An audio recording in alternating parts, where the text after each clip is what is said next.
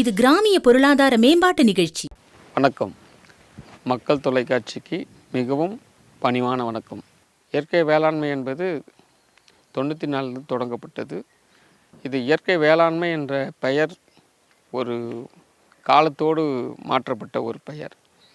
இப்போ பார்த்திங்கன்னா நம்ம விவசாய முறையில் அது நிறைய முறையை பண்ணலான்னா இருந்தாலும் இப்போ இந்த ஆண்டு வந்து ஒரு 3 முறையான கையாண்டுருக்கிறேன். ஒன்று தக்கப்பூண்டு ஜனப்பை பலதானியம்லாம் விதைச்சி அதை 40 நாள் 45 நாளில் மடக்கி விடுது. அது ஒரு 10 நாளுக்கு மறுபடியும் புளிக்க வச்சு அதுக்கப்புறம் ஓட்டி அதில் நாற்று நட்டுருக்கோம். அதுக்கு எந்த ஒரு இடுபொருட்களும் மறுபடியும் இடுபொருட்கள் இல்லாமையும் பூச்சி வரட்டி இல்லாமையுமே இருக்குது. ரொம்ப சிறப்பாக இருக்குது. அது ஒன்று. அதுக்கப்புறம் பார்த்திங்கன்னா இன்னொன்று வயலை ஏற்கனவே புழுதி பல முறை ஓட்டி அதை காய வச்சு மறுபடியும் ஓட்டி மறுபடியும் சேடை ஓட்டி அதையும் நட்டுருக்கோம். அதுவும் நல்லாயிருக்கு.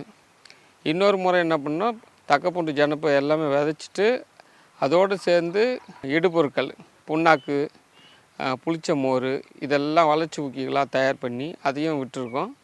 அதுவும் சோதனை முயற்சியாக தான் பண்ணோம். இந்த ஆண்டு அதுவும் ரொம்ப சிறப்பாக இருக்குது. இப்போ நம்ம அசோஸ்பைலாம் பார்ஸ்போபாக்டீரியா இந்த உயிர் உரங்கள்லாம் போட்டாக்கா எந்த மாதிரி அங்கே சிறப்பாக செயல்படுமோ அதே மாதிரி இந்த புண்ணாக்கு கரைசல் மூலமாகவும் சிறப்பாக இருந்தது. அது இந்த ஆண்டு ஒரு மிகப்பெரிய மாற்றத்தை தந்திருக்குது, குறிப்பிடத்தக்கது. இப்போ இந்த மாதிரி ஒவ்வொரு முறையிலும் ஒவ்வொரு விவசாயத்தை நம்ம முன்னெடுத்து செய்கிறப்போ ஒவ்வொரு முறையும் அதிலேருந்து ஒரு பாடம் கிடைக்கிது. அப்போ பார்த்திங்கன்னா நம்ம செலவினத்தை எவ்வளோ குறைக்க முடியுமோ குறைச்சி நம்மளுக்கு அதிகமான மகசூலை எப்படி பெருக்கலாம்ன்ற ஒரு உத்தியை தான் கையாளுறோம். அதன் அடிப்படையில் தான் இப்போ ஒவ்வொன்றுத்தையாக மாற்றம் கொண்டு வந்தோம். இந்த ஆண்டு பார்த்திங்கன்னா நிறைய ரகங்கள் நட்டுருக்கோம். காரணம் என்ன, சிலருக்கு சின்ன குழந்தைக்கு சாப்பாடு முதல்ல ஊட்டணுன்னா அன்னமழகி, பால்குட வாழை இந்த மாதிரியான அரிசியை பயன்படுத்தி கொடுத்தா சிறப்புன்றது. அது அந்த காலத்தில் வந்தது ஒரு பழக்கன்றதுனால நாம் திரும்பவும் இயற்கையினால் போனதுனால அதை திரும்ப கொண்டு வரலாம் அப்படின்றதுக்காக அந்த மாதிரி அரிசி ரகங்களை எடுத்திருக்கோம். அதே மாதிரி கருங்குரு என்ற அரிசி அன்னக்காடின்ற இது தயார் பண்ணுறதுக்கான சித்த மருத்துவத்தில் பயன்பாட்டில் இருக்குது. எப்படி கருப்பு கவனி பயன்பாட்டுக்கு வருதோ அதே மாதிரி கருங்குருவியும் சிறப்பான பயன்பாட்டில் உடம்புக்கு நல்ல ஒரு ஆரோக்கியத்தை தருது. அதுக்கடுத்து அப்போ தான் சிவன் சம்பான்ற அரிசி இதை அதிகமாக எல்லோரும் விரும்பி வாங்கக்கூடிய ஒரு வெள்ளை ரக சன்ன ரக அரிசி. அதே மாதிரி குறுகிய கால பயிர். அதே மாதிரி எளிதில் சாயாது, எந்த ஒரு புயல் அடித்தாலும் எந்த ஒரு பாதிப்பும் இருக்காது. குறைந்த விளைச்சல், ஒரு ஏக்கருக்கு அதிகபட்சமாக 22 மூட்டையை விளைச்சல் தரக்கூடியது. அந்த மண்ணின் தன்மையை பொறுத்து மாறுபடும். அதே மாதிரி நம்ம எந்த நேரத்தில் பயிர் வைக்கிறோமோ அதை தன்மையை பொறுத்து விளைச்சலும் மாறுபடும்.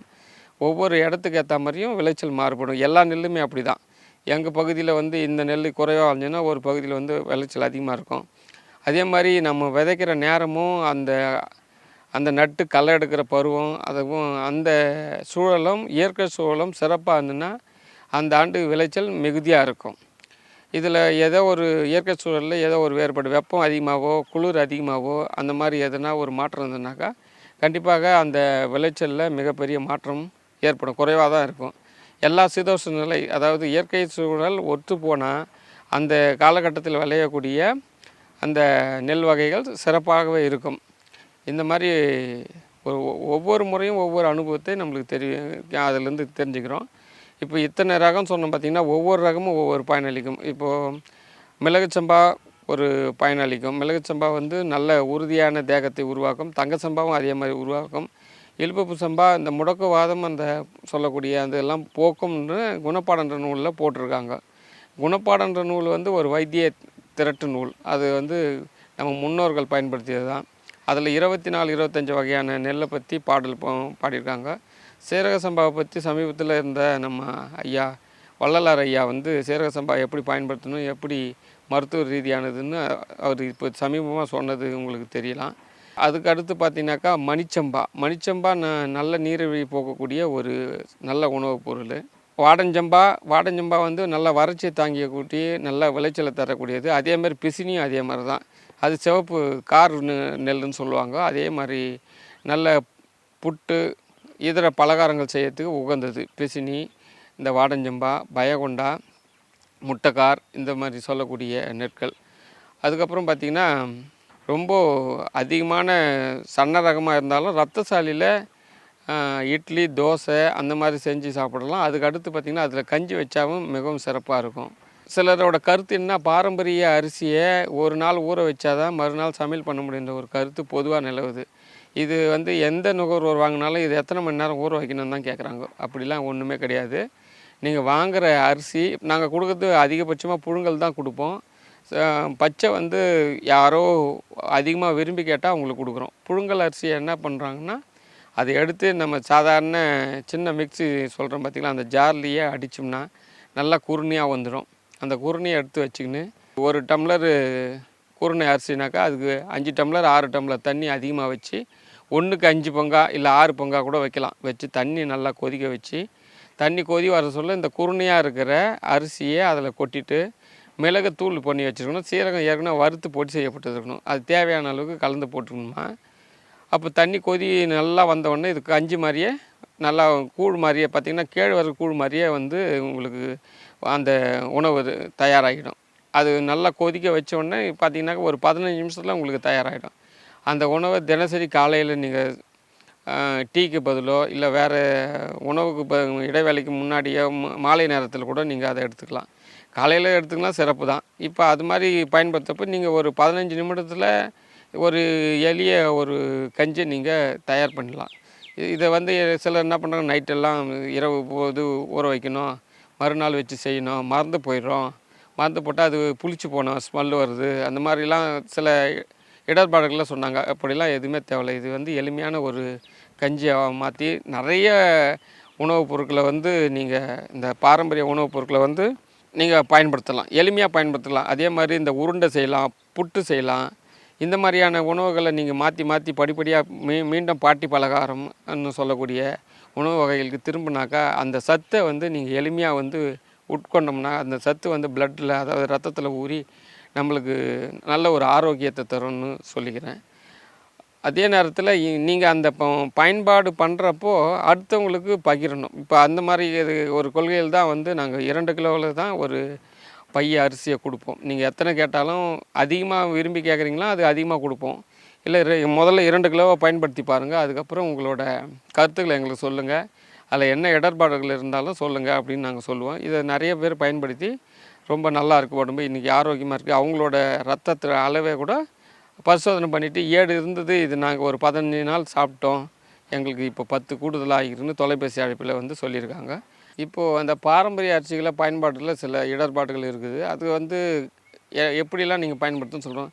இந்த தூயமல்லி, இந்த தங்கச்சம்பா, சீரக சம்பா இதெல்லாம் வெள்ளை அரிசி தான். இதையும் வந்து நுகர்வோர் வந்து இது என்ன புதுசாக நினைக்கிறாங்க. அப்படிலாம் ஒன்றும் கிடையாது. இதையும் வந்து அரிசியாக பயன்படுத்தலாம். அரிசியாக பயன்படுத்தும் சாதம் கொஞ்சம் பெருசாக இருக்கும். அதுக்கேற்ற மாதிரி சாதத்தை கொஞ்சம் நல்லா வேக வச்சு சாப்பிட்டோம்னா சத்து ரொம்ப நிறைந்திருக்கும். இந்த குக்கர் பயன்பாடு குறைச்சிட்டு சாதாரணமாக வடித்தல் முறையில் பயன்படுத்தா சிறப்பாக இருக்கும். அதிலேருந்து தண்ணி சாதம் வடித்த தண்ணியே எடுத்து வச்சுருந்து திரும்பவும் அதை பயன்படுத்தி இந்த வெயில் காலம்லாம் வந்து பயன்படுத்தினா இந்த உடம்பில் இருக்கிற நீர் எரிச்சல் சொல்லக்கூடிய அந்த எரிச்சல்லாம் வராது இருக்கும். அந்த தண்ணியை வந்து என்ன பண்ணணும்னா சாதம் இரவில் வடிக்கிறோன்னா அதை வடிச்சிட்டு அந்த வடி தண்ணியை வச்சுருந்தது சாதம் எல்லோரும் சாப்பிட்டோன்னே மீதி கொஞ்சம் கூடுதலான சாதத்தில் அந்த தண்ணியை வந்து சாதம் வடித்த தண்ணியை ஊற்றிட்டு அது கூட வந்து சாதாரண தண்ணியை ஊற்றி வைப்பாங்க. அது பார்த்திங்கனாக்கா இரவு 8 மணிக்கு ஊற்றுனாக்கா காலையில் 6 மணி வரைக்கும் 10 மணி நேரத்தில் பார்த்திங்கனாக்கா அதில் நிறைய பாக்டீரியா வந்து உற்பத்தி ஆகியிருக்கும். அந்த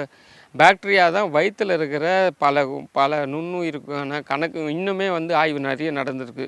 நம்மளோட வயிற்றில் இருக்கிற பாக்டீரியாங்களும் இன்னும் கண்டுபிடிக்காதெல்லாம் நிறைய இருக்குது. நன்மை செய்யும் பாக்டீரியா நிறைய இருக்குது. அந்த மாதிரி ப்ரோ பாக்டீரியா அப்படின்னு சொல்லக்கூடிய நிறைய விஷயம் இருக்குது. அந்த பழைய சாதத்தில் அந்த நல்ல நன்மை செய்யக்கூடிய பாக்டீரியா வந்து உற்பத்தி ஆகுது. இதெல்லாம் வந்து நம்ம ஸ்டாலின் மருத்துவமனையில் கூட சில மருத்துவர்கள் ஆய்வு பண்ணி பல ஆய்வுகள் சமீபத்தில் நாளேடுகளில் வெளியே வந்தது, உங்களுக்கு தெரிஞ்சிருக்கலாம். ஆமாம், இந்த பழைய சாதமும் அதோட பெரும் மாற்றமும் சொல்லி ஒரு பெரிய ஒரு கட்டுரை வெளியாக இருந்தது.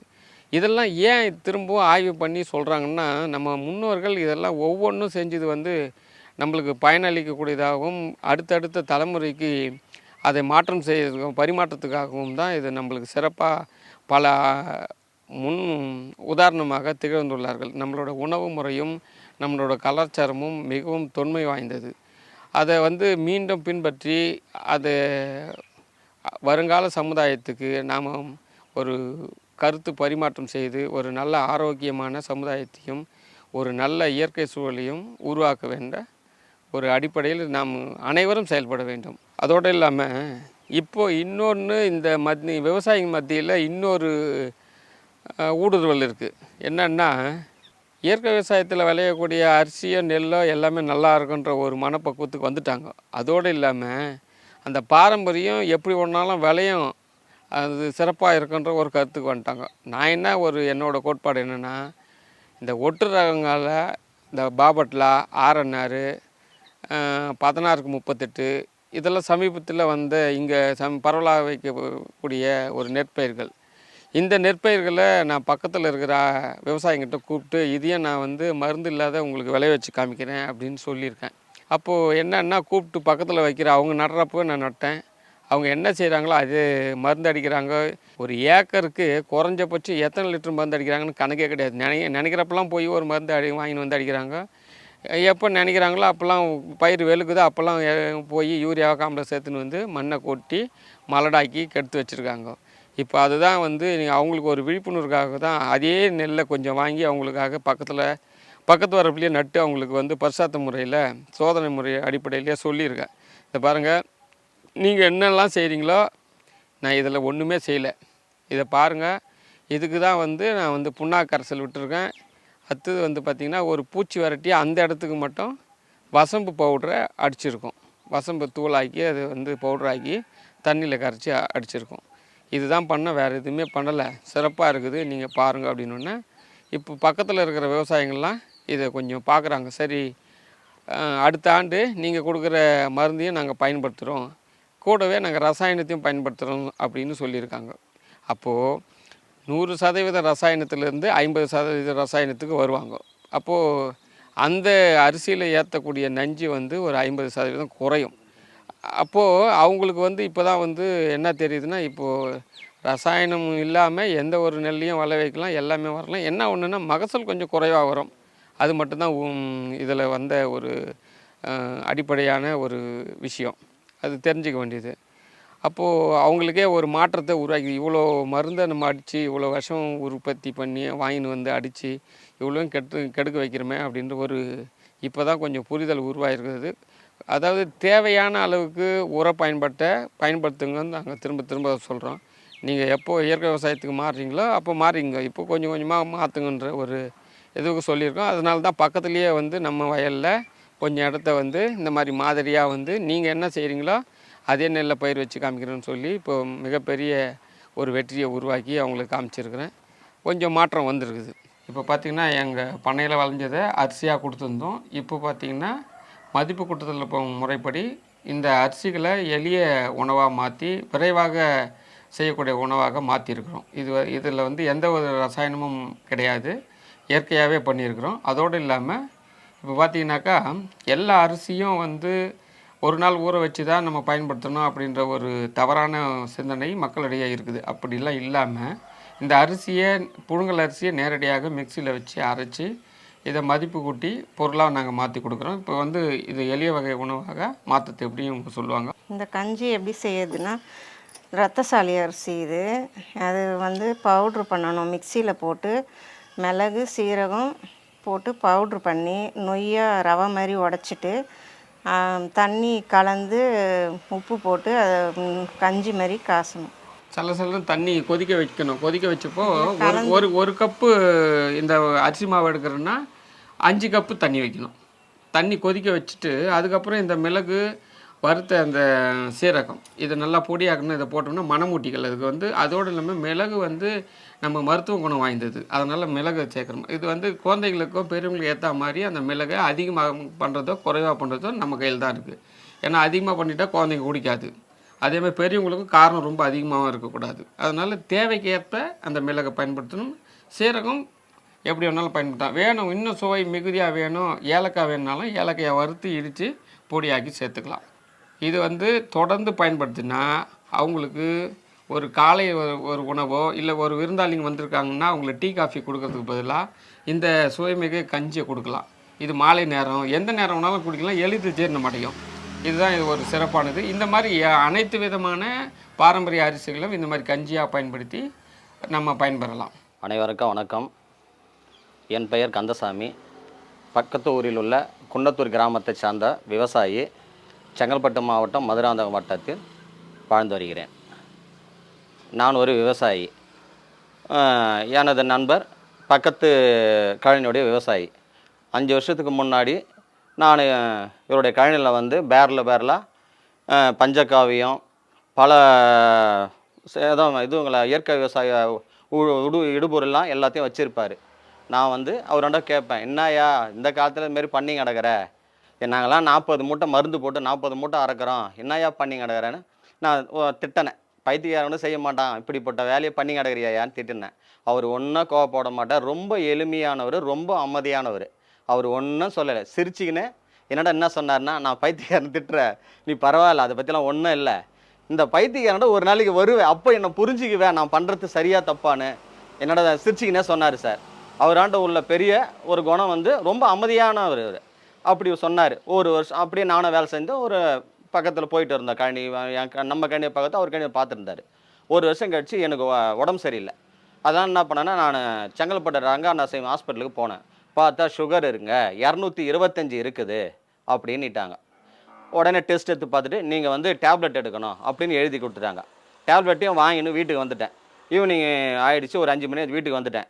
மறுநாள் காலையில் யோசனை பண்ணேன், இவர் எப்போ பார்த்தாலும் நம்மளாண்ட சொல்லுவார், யோ இந்த அரிசி சாப்பிட்டா உடம்புக்கு நல்லது, பல பிரச்சனைகள்லாம் வராதுன்னு சொன்னார். அந்த ஞாபகம் எனக்கு வந்தது. காலையில் அவருக்கு ஒன்றும் பண்ணல, ஃபோன் அடித்து சொன்னேன், யோ இதுமாதிரி சுகர் வந்துடுச்சு, 225 இருக்குது, சாப்பிட்ட பிறகு என்ன மாத்திரை வேணாம், ஒன்றும் வேணாயா, நீ வீட்டுக்கு வாயான்னார். அவரோட வீட்டுக்கு வந்தேன். முதல்ல கருப்பு கவுனி என்ற அரிசியை எனக்கு கொடுத்தாரு. நீ காலையில் கஞ்சி காசி குடி அப்படின்னாரு. அதுக்கப்புறம் மதியம் வந்து சிவன் சம்பான் வந்து அதே இயற்கை விவசாய அரிசி எனக்கு ஃபஸ்ட்டு எனக்கு பணம் கொடுத்தா கூட வாங்கலை, எனக்கு தேவையில்லை, நீ ஃபஸ்ட்டு நல்லா இருக்கணும், அதுதான் தேவை, என்னுடைய நண்பர் நீ நல்லா இருக்கணும் அப்படின்னு எனக்கு கொடுத்தாரு. அதை எடுத்து போயிட்டு 1 மாதம் எடுத்தேங்க. 1 மாதம் எடுத்த உடனே மாத்திரையை நான் போடலை. இவர் சொன்னதெல்லாம் நீ மாத்திரை போடாத, இதனோட ரிசல்ட்டை பார்க்கலாம்யா அப்படின்னு சொன்னார். 1 மாதம் கழித்து அதே ரிசல்ட்டு எடுக்கிறேங்க, 200 வந்து நிற்குது. அதுக்கப்புறம் எனக்கு இவருடைய அரிசி அவர் பண்ணுற இது மேலே எனக்கு பெரிய வந்து நம்பிக்கை வந்துடுச்சு. அடாடா நம்ம இப்படியாப்பட்டவரை நம்ம பேசிட்டோமே, இன்றைக்கி டாக்டரு மாத்திரை சாப்பிடுன்ற கண்டிஷனில் இன்றைக்கி ஒரு இயற்கை அரிசியை கொடுத்து நம்மளுக்கு ஒரு இப்படிப்பட்ட சுகரே தானாக குறையிற அளவுக்கு பண்ணிட்டாரு. உடம்பும் ரொம்ப ஹெல்த்தியாக டயர்டாக இருந்தது. இதை கஞ்சி குடிக்க எனக்கு எனர்ஜி. அந்த 1 மாதத்தில் என் மாற்றம் எனக்கு உடம்பு தெரிஞ்சுது. அதுக்கப்புறம் இன்ன வரைக்குங்க இந்த மாதம் ஒரு மாதம் கருப்பு கவுனி, 1 மாதம் கருங்குருவை, 1 மாதம் ரத்தசாலி, 1 மாதம் மாப்பிள்ளை சம்பா, பல வகையான அரிசியை அவர் விவசாயம் பண்ணுறாரு. தவிர அதிகமாக இதனுடைய பலன் அடைஞ்சவர் நான் தான். என்னுடைய பலன் அடைஞ்சதுனால இன்றைக்கி எனக்கு தெரிஞ்ச நண்பர்கள் எல்லாருக்கும் பெரிய மாத்திரை சாப்பிட்றாங்க பாரு, எனக்கு நான் இன்சுலின் பண்ணுறேன், எனக்கு இந்த மாதிரி சுகர் இவ்வளோ இருக்குது, என்னோட சொன்னவங்களுக்கு எல்லாருக்கும் இதை போல் இவருடைய அட்ரஸை கொடுத்து இவரை போயிட்டு அரிசி வாங்கி சாப்பிடுங்க, அவர் பணம்லாம் கேட்க மாட்டார், ஃபஸ்ட்டு சாப்பிடுங்க, அதுக்கப்புறம் அவர் நீங்கள் தேடுவீங்க என்ன. எனக்கு தெரிஞ்சு நானே ஒரு 50 பேருக்கு மேலே நான் சொல்லியிருக்கேன். இது வரைக்கும் வாங்கி சாப்பிட்டு என்னை பார்த்தவங்க எல்லாமே, கந்தா இது போல் சொன்னிய நீலமங்கலம் உங்கள் நண்பராண்ட போனேன், அருமையாக இருக்குது, அது சாப்பிட்ட பேர் உடம்பே ஒரு ஹெல்த்தியாக இருக்குது, சுகர் கண்ட்ரோலு, ப்ரெஷரு எல்லாமே ஒரு மாற்றமாக தெரியுது, எனக்கு மாத்திரையை விட அந்த கஞ்சி ரொம்ப சிறப்பாக இருக்குது அப்படின்னு எனக்கு நிறைய பேர் ரிசல்ட் சொன்னாங்க. அவரை விட அவர் யாரையுமே விளம்பரம் பண்ண மாட்டார். நான் சாப்பிட்டு அனுபவிச்சதுனால இந்த நன்மையை பல பேர் அடையணுன்றதுனால எவ்வளோ பேருக்கு நான் இன்றைக்கி சொல்லி நிறைய பேர் பலன் அடைஞ்சிருக்காங்க. எதுவாக இருந்தாலும் ஆதாரப்பூர்வமாக நம்ம காமிக்கணும். காலையில் சாப்பிட்றதுக்கு முன்னாடி, சாப்பிட்ட பிறகு சுகர் டெஸ்ட் இன்றைக்கி டேட்டில் கந்தசாமி வயசு 46 இன்றைக்கி டேட்டில் எடுத்துருக்கேன் பாருங்கள். சாப்பிட்றதுக்கு முன்னாடி 116, 110க்கு 116, 170க்கு 158, மாத்திரையே இல்லாமல் இன்ன வரைக்கும் ஒரு ஹெல்த்தாக ஒரு சுறுசுறுப்பாக என்றைக்கும் 15 ஏக்கர் டில்லர் நானே ஓட்டி விவசாயம் பண்ணுறேன். இதுக்கு காரணம் இவர் கொடுத்த கஞ்சி தான் என்னுடைய ஹெல்த்துக்கு முதல் காரணம். எந்த வகையான நெல்லுக்கு எந்த சிறப்பு கொண்டது, எந்த வகையான ஊட்டச்சத்து மிகுதியாக இருக்குதுன்னு வந்து ஒரு ஆய்வு வெளியீடு பண்ணியிருக்காங்க. அதன் அடிப்படையில் பண்ணால் கருப்பு கவுனிலையும் நல்ல சிறப்பான சத்துக்கள் மிகுந்தி இருக்குது. காரணம் என்னென்னா, இது வந்து இயற்கையோட பாரம்பரியமாக நம்ம நாட்டில் வளர்ந்த ஒரு நெல்லுன்றதுனால இது ஒரு சிறப்பாக இருக்குது. சில ஒட்டு ரகக்கும் இதுக்கும் வந்து வேறுபடுத்தி பார்த்தோம்னாக்கா, ஒட்டு ரகங்களில் இருக்கிற சத்துக்கள் மிகவும் குறைவாக இருக்கும். அதிக விளைச்சலை தரும், குறுகிய காலத்திலேயே விளைச்சல் தரும். அதனால் அது அவ்வளோ ஊட்டச்சத்துவாக ஒரு நிறைந்த ஒரு உணவுப் பொருளாக இல்லை. இப்போ நீங்கள் கூட இனிமேல் கடைக்கு போனீங்கன்னா ஒரு பொருள் வாங்குறீங்கன்னா அதில் என்ன ஊட்டச்சத்து நிறைந்திருக்குதுன்னு தான் நம்ம கேட்கணும். அப்போது இந்த அரிசியில் என்ன இருக்குது, இதை சாப்பிட்டா என்ன நடக்கும், நம்ம உடம்புக்கு என்ன பயன், அந்த வகையில் பார்க்கணும்னா இந்த கருப்பு கவுனி மிகவும் பிரசித்தி வாய்ந்த சிறப்பானது. இது ராஜாக்கள் காலத்தில் அவங்க மட்டும்தான் பயன்படுத்தினாங்கன்னு ஒரு கருத்து இருக்குது. அது எந்த அளவுக்கு உண்மைன்னு நம்மளுக்கு தெரியாது. ஆனால் இன்றைக்கி பரவலாக்க முறையில் எங்கே வேணாலும் இந்த கருப்பு கவுனி இருக்குது. ஒவ்வொரு அரிசியும் ஒவ்வொரு குணாதிசயங்களை கொண்டு உள்ளது. இதை சரியான முறையில் பயன்படுத்தினா மட்டும்தான் பலன் கிடைக்கும். ஒரு சில நாட்கள் பயன்படுத்திட்டு சில நாட்கள் விட்டால் பயன் தராது. தொடர்ந்து இதை பயன்படுத்தி ஒரு குறிப்பிட்ட ஒரு 48 நாளுக்காச்சும் தொடர்ந்து பயன்படுத்தினா உங்களோட உடலில் இந்த மாற்றத்தை ஈஸியாக தெரிஞ்சுக்கலாம். அதோடு இல்லாமல் நீங்கள் பயன்படுத்துகிற விதம் சரியான முறையில் பயன்படுத்தணும். இந்த கஞ்சி ஒரு அரிசியை கஞ்சியாக பயன்படுத்துகிறதுனா கஞ்சி, அப்படி முடியலன்னா அதை இட்லி இல்லை தோசை ஏதோ ஒரு வகையில் தினசரி அது நம்ம உட்கொள்ளணும். அப்படி பார்த்தோன்னா குறிப்பிட்டதாக ஒரு 48 நாள் நம்ம இதை பயன்படுத்தினா உங்களோட உடம்புல மிகச்சிறிய மாற்றத்தை இதில் ஏற்படுத்தி தரும். எந்த ஒரு இயற்கை அரிசியாக இருந்தாலும் இந்த மாற்றத்தை ஒவ்வொன்றுத்துக்கும் ஒவ்வொரு குணம் இருக்குது. அது வேறு, ஏதோ ஒரு மாற்றம் நல்ல உங்களோட உடல் ஆரோக்கியத்தை நீங்களே தெரிஞ்சுக்கலாம். இது நிறைய நுகர்வோர்களுக்கு நம்மளுக்கு சொல்லி வச்ச உண்மை. அதனால் இந்த இயற்கையை சார்ந்த பயிர் வைக்கிற விவசாயிகளை சந்தித்து நேரடியாக நீங்கள் நுகர்வோராக இருக்கிறதுனால நேரடியாக அந்த பண்ணையிலே போய் ஒவ்வொரு பண்ணையிலும் அவங்க செய்யக்கூடிய வேலைகளை பார்த்து நஞ்சில்லாத உணவு நம்மளுக்கு எப்படி கிடைக்குதுன்னு தெரிஞ்சுக்கொண்டு வாங்கி பயன்பெறுமாறு உங்களை அனைவரும் பணிவுடன் கேட்டுக்கொள்கிறேன். நன்றி.